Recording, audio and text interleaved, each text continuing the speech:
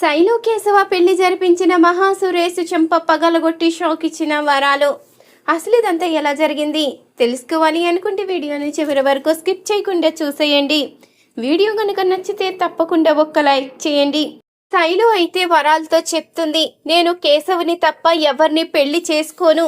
మీరు బలవంతంగా పెళ్లి చెయ్యాలని చూస్తే మాత్రం నా శహానికే మీరు పెళ్లి చేయవలసి వస్తుంది అంటూ ఇక శైలు అయితే చెప్పేసరికి శైలు తండ్రి కూడా షాక్ అయి చూస్తూ ఉంటాడు.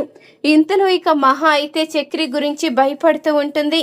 పెద్ది, ఇప్పుడు చక్రి వెళ్ళాడు, అక్కడ పరిస్థితి ఎలా ఉందో, చక్రి గనక ఏం చేస్తాడో అని భయం వేస్తుంది అంటూ మహా అంటూ ఉండంగా, నువ్వు భయపడకమ్మా, వాడు ఏమీ చెయ్యడు, నీ చున్నీ పట్టుకు లాగాడు అనేసరికి మాకే కోపం వచ్చింది. అలాంటిది నీ భర్త స్థానంలో ఉన్న వాడికి ఎంత కోపం వస్తుంది? వాడికి అసలే నీ గురించి ఎవరైనా తప్పుగా మాట్లాడినా ఏదైనా అన్నా కోపం వస్తుంది. ఆవేశం కంట్రోల్ చేసుకోలేడు, అందుకనే వాడు కోపంగా వెళ్ళాడు. ఏముంది, వాణ్ణి 4 ఉతుకొచ్చినా చూసుకోవడానికి మేమున్నాము, నువ్వు కంగారు పడకమ్మా అంటూ ఇక పెద్ది అయితే చెప్తూ ఉంటాడు. అప్పుడే ఇక మహా మాత్రం చక్రి కోసమే కంగారు పడుతూ ఉంటుంది. ఇప్పుడు అక్కడ ఎలాంటి సమస్య వస్తుందో, వాళ్ళు 4 ఉన్నారు, చక్రి గారిని ఏం చేస్తారో, ఇప్పుడు ఎలాంటి తలపోట్లు ఎదుర్కోవాల్సి వస్తుందో అంటూ ఇక మహా అయితే ఆలోచిస్తూ ఎదురు చూస్తూ ఉంటుంది చక్రి గురించి. ఇంతలో చక్రి అయితే వస్తాడు. ఏంటండి ఆవేశంగా వెళ్ళిపోయారు, ఎవరి మాట వినిపించుకోకుండా ఎందుకంత కోపంగా వెళ్ళారు అంటూ మహా అయితే అడుగుతూ ఉంటుంది. లేకపోతే ఏంటి, మిమ్మల్ని ఎవరైనా వేడిపిస్తూ ఉంటే నేను చూస్తూ ఊరుకుంటానా? నేనన్నా చేతగాని మగవాణ్ణి అనుకున్నారా? మిమ్మల్ని ఎవరైనా తప్పుగా మాట్లాడినా, మీ గురించి వేలెత్తి చూపించినా ఊరుకునే ప్రసక్తే లేదు, వాళ్ళు బ్రతికే ఛాన్సే ఉండదు అంటూ ఇక అనంగాని అప్పుడే మహా అయితే కంగారు పడుతుంది. ఏంటి, వాళ్ళని చంపేశారా ఏంటి అని అడుగుతూ ఉంటుంది మహా. చంపలేదులేండి, ఇంకెప్పుడు మీ జోలికి రావాలంటేనే భయపడేలా చేశాను. వాళ్ళు ఎప్పుడు కూడా మీ జోలికే రారు, మీ జోలికి వస్తే ఊరుకునే ప్రసక్తే లేదో, చంపేస్తాను అంటూ ఇక చక్రి అయితే కోపంగా లోపలికి వెళ్ళిపోతాడు. ఏంటిది, నన్ను ఎవరైనా ఏదైనా అంటే చక్రి గారికి ఎందుకు ఇంత కోపం వస్తుంది, ఎందుకు ఇంతగా రియాక్ట్ అవుతున్నారు అంటూ అనంగానే, అదే ప్రేమమ్మా, ప్రేమిస్తే అలాగే ఉంటుంది, నువ్వంటే తనకి ప్రాణం కాబట్టి తను నీ విషయంలో ఇలాగే రియాక్ట్ అవుతూ ఉంటాడు. నీకోసమే వాడు ఎన్ని చేసినా, ఎన్న అబద్ధాలాడినా, ఏదైనా మోసం చేసినా అదంతా నీకోసమేనమ్మా, అర్థం చేసుకో అంటూ ఇక నారాయణ అయితే చెప్తూ ఉంటాడు. అప్పుడే ఇక మహా అయితే, ఏంటి సుపుత్ర, నువ్వు కూడా ప్రేమ గురించి మాట్లాడుతున్నావు అంటూ అనంగానే, చూడమ్మా, నేను కూడా ఆ వయసు నుంచి వచ్చిన వాడినే కదా, ఆ ప్రేమ విలువేంటో నాకు తెలుసు. నేను కూడా నా భార్యని ప్రేమించే పెళ్లి చేసుకున్నాను, మేమిద్దరం సంతోషంగా కలిసున్నాము. నువ్వు కూడా నీ మనసు మార్చుకోమ్మా, నువ్వెప్పుడు ఇంటి మహాలక్ష్మిలా ఉండిపోవాలనే కోరుకుంటున్నాను, ఈ సుపుత్ర కోరిక మరణిస్తావని అనుకుంటున్నాను అంటూ అనంగానే ఇక మహా అయితే ఏమీ మాట్లాడలేక మౌనంగా అయితే ఉండిపోతుంది. ఇంతలో ఇక చక్రికి దెబ్బలు తగలడం అయితే చూస్తుంది మహా. చక్రి అయితే వాటిని క్లీన్ చేసుకుంటూ ఉండగా మహా అయితే కంగారుగా లోపలికి వెళ్తుంది. ఇదేంటి, మీకు తలకి వెనకాల దెబ్బ తగిలిందని ఎందుకు చెప్పలేదు? మీ అంతట మీరు ఎందుకు ఇలా బాధపడుతున్నారు? నేను క్లీన్ చేస్తాను కదా అంటూ మహా అయితే ఇక చక్రి తలకైతే కట్టు వేస్తుంది. చూసారా ఎంత ప్రమాదం తెచ్చుకున్నారో, మీ ఆవేశంతో ఇలాంటి ప్రమాదం ఏదో తెచ్చుకుంటారని భయమేసే నేను ఆగమన్నాను, ఆగకుండా వెళ్ళిపోయారు, చివరికి ఇలా దెబ్బలు తగిలించుకు వచ్చారు. ఎందుకు ఇలాంటి పనులు చేస్తున్నారు? ఎందుకు మీరు ఇలాంటి నిర్ణయాలు తీసుకున్నారు? నేను చెప్పింది ఎందుకు మీరు వినిపించుకోవడం లేదో అంటూ నిలదీస్తూ ఉంటుంది మహా. చూడండి, ఆ సమయంలో మీరు చెప్పినా నాకు వినపడదు, ఎందుకంటే మిమ్మల్ని ఒకడు హేళన చేశాడు అంటే నేను ఎలా క్షమించగలను? మిమ్మల్ని నేను అంతగా ప్రేమించాను. మీ దృష్టిలో మన పెళ్ళికి ఎలాంటి విలువ లేకపోవచ్చు, నా దృష్టిలో మీరంటే నాకు ప్రాణం, మన పెళ్ళికి ఒక విలువ అంటూ ఉంది, మన బంధం మా దేవుడు ఏర్పరిచిన బంధం అని నేను అనుకుంటున్నాను. నాకంటూ మీ మనసులో ఎలాంటి విలువ లేకపోయినా నా మనసులో మాత్రం మీరు ఒక దేవత, అలాంటి దేవతని ఎవరైనా బాధ పెడుతూ ఉంటే నేను ఎలా చూస్తూ ఊరుకుంటాను? ఎట్టి పరిస్థితిలో కూడా నేను చూస్తూ ఊరుకోలేను. అందుకనే ఇలాంటి నిర్ణయం తీసుకున్నాను. ఇలాంటప్పుడు నాకు తలకి దెబ్బ తగలడమే కాదు, ఇంకేమైనా సరే తగ్గేదే ఉండదు అంటూ ఇక చక్రి అయితే చెప్తూ ఉంటాడు. ఇక ఆ మాటకి మహా అయితే ఆలోచిస్తూ ఉంటుంది. ఇంతలో ఇక శైలుకి అనుకున్న విధంగానే పెళ్లి చూపులు అయితే ఏర్పాటు చేస్తారు. ఇక శైలు అయితే చెప్తూ ఉంటుంది, చెప్పాను కదా నేను ఈ పెళ్లి చేసుకోను అని. నేను కేశవుని తప్ప ఎవరిని పెళ్లి చేసుకోను. మీరు బలవంతంగా పెళ్లి చెయ్యాలని చూస్తే నేను బ్రతకను అంటూ అనంగానే, చూడు నువ్వు పెళ్లి చేసుకోకపోతే మేమిద్దరం చేస్తాము. మమ్మల్ని చంపుకొని నువ్వు ఆ ప్రేమించిన వాడే కావాలని వెళ్ళిపోతావో, లేకపోతే నీ తల్లి తండ్రిగా మాకు విలువిచ్చి మేము చెప్పిన సంబంధమే చేసుకుంటావో ఆలోచించు అంటూ అనంగానే అప్పుడు ఇక శైలు అయితే, నాన్న నా మాట విను. చిన్నప్పటి నుంచి నేను ఏది అడిగితే అది తెచ్చిచ్చావు. ఇప్పుడు నా జీవితం విషయంలో ఎంతకింత మొండిగా ప్రవర్తిస్తున్నారు. నా మాట వినండి, దయచేసి నన్ను అర్థం చేసుకోండి అంటూ అనంగానే, చూడమ్మా నువ్వు అడిగిందల్లా తెచ్చాను కదని ఇప్పుడు నీ జీవితం విషయంలో కూడా నీ మాటే వింటానని ఎలా అనుకుంటున్నావో? దయచేసి నన్ను మాత్రం అలా అడగొద్దు. ఆ మెకానిక్ గాడికి మాత్రం నిన్ను ఇవ్వలేను. నువ్వు ఎవరిని ప్రేమించినా సరే అనేవాడిని, కానీ ఆ కుటుంబం వాళ్ళని మాత్రం నేను ఒప్పుకోలేను. ఆ కుటుంబం మంచిది కాదు. ఆ ఇంట్లో ఆడవాళ్ళే లేరు. అలాంటి కుటుంబానికి నిన్నెలా పంపిస్తాను అంటూ అనంగానే, ఆ ఇంటి కోడలు ఉంది నాన్న, మహాలక్ష్మి అంటూ అనంగానే, చూడమ్మా ఆ అమ్మాయి ఏ పరిస్థితిలో వచ్చిందో నాకు తెలుసు. అలాంటి పరిస్థితుల్లో వచ్చిన అమ్మాయి అక్కడ నిలకడగా ఉంటుందని మనకి గ్యారంటీ ఏముండదు కదా. నువ్వు ఆ ఇంటి కోడలుగా వెళ్ళినా ఎలాంటి విలువ ఉండదు. అందుకనే నిన్ను ఆ ఇంటి కోడలుగా పంపించలేను. దయచేసి ఈ విషయంలో మాత్రం నన్ను ఇబ్బంది పెట్టొద్దు అంటూ ఇక శైలు తండ్రి అయితే చెప్పేసరికి శైలు అయితే ఏం చెయ్యాలో అర్థం కాక అయోమయ పరిస్థితిలో అయితే పడిపోతుంది. ఇంతలో ఇక కేశవకి ఫోన్ చేద్దాము అన్న ఫోన్ కూడా పనిచేయకపోయేసరికి ఇక శైలు అయితే ఏడుస్తూ కూర్చుంటుంది.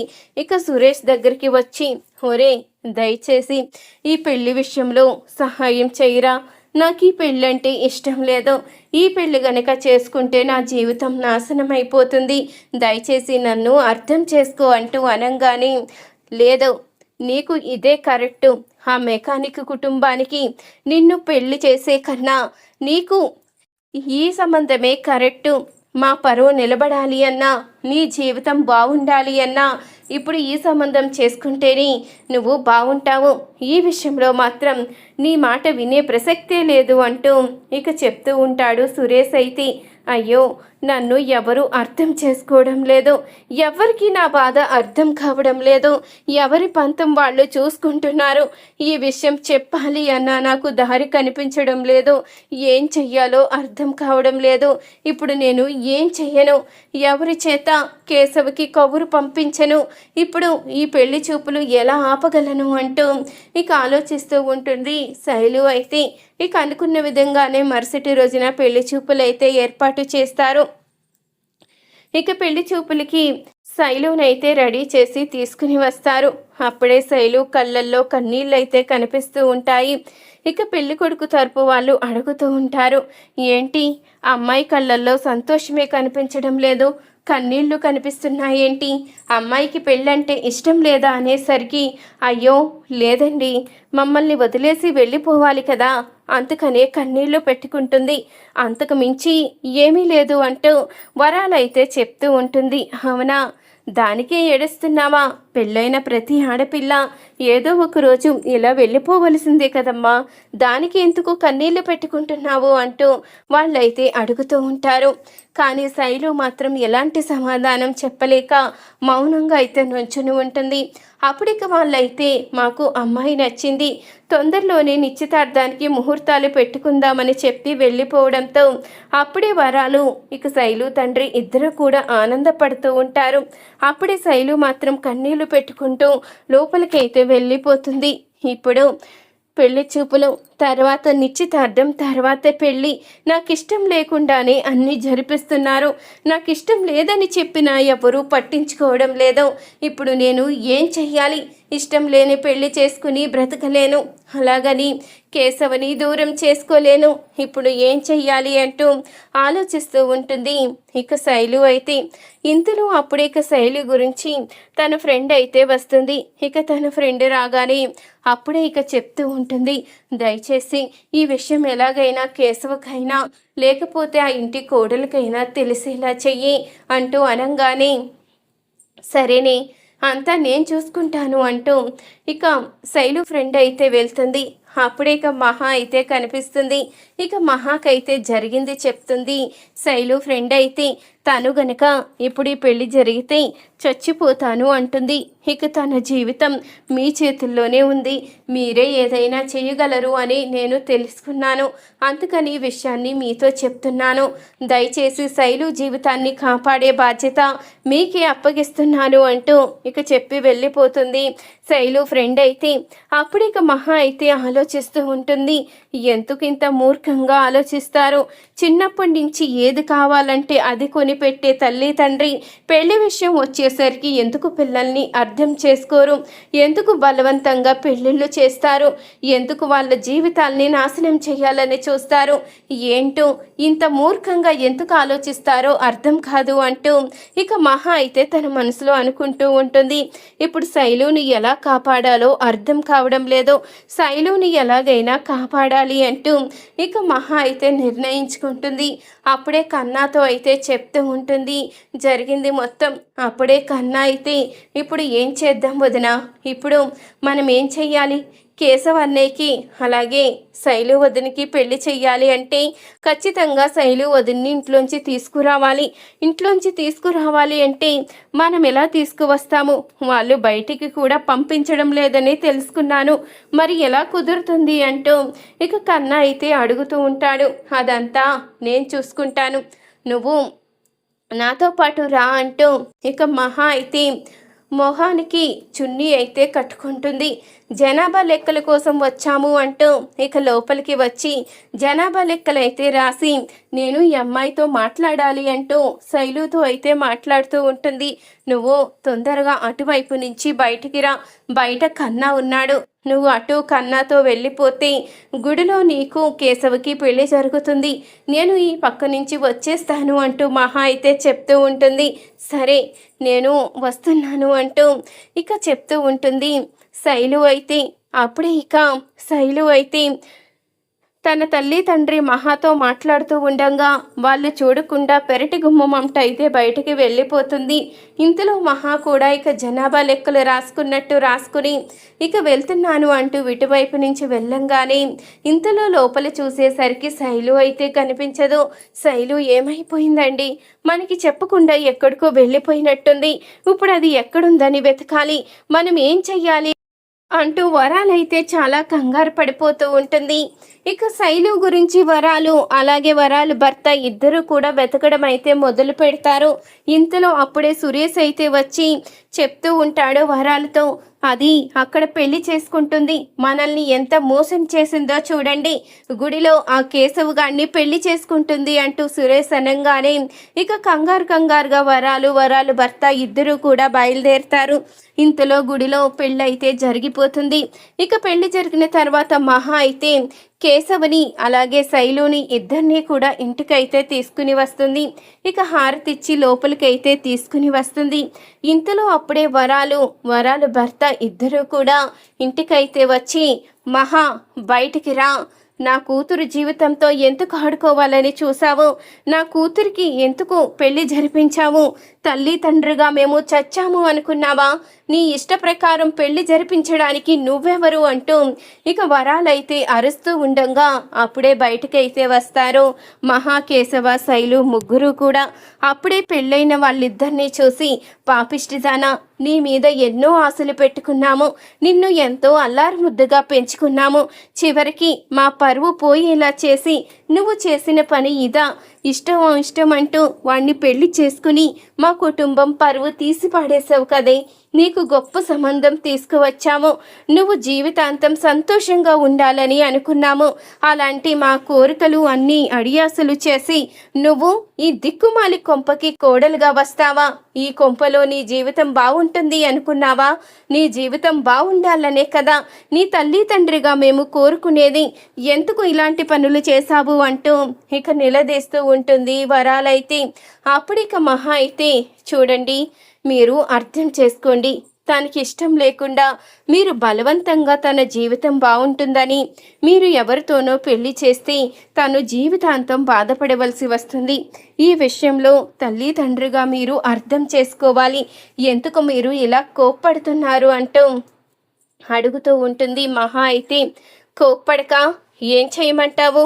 నా కూతురు ఈ కొంపలో కోడలుగా అడుగు పెడితే ఎలా సంతోషంగా ఉంటుంది అనుకున్నావు? నా కొడుకు చూడు, ఎంతో సంస్కారవంతుడు. నా కొడుకు ఎంతో గొప్పవాడు. వాడు మేము గీసిన గీత దాటడు. ఎంతో సంస్కారంతో మర్యాదగా మాట్లాడుతూ ఉంటాడు. వీడు ఈ మెకానిక్ గాడు అందరితో గొడవలు పెట్టుకుంటూనే ఉంటాడు. ఎవరు కనిపిస్తే వాళ్ళని నోటుకొచ్చినట్టు మాట్లాడుతూనే ఉంటాడు.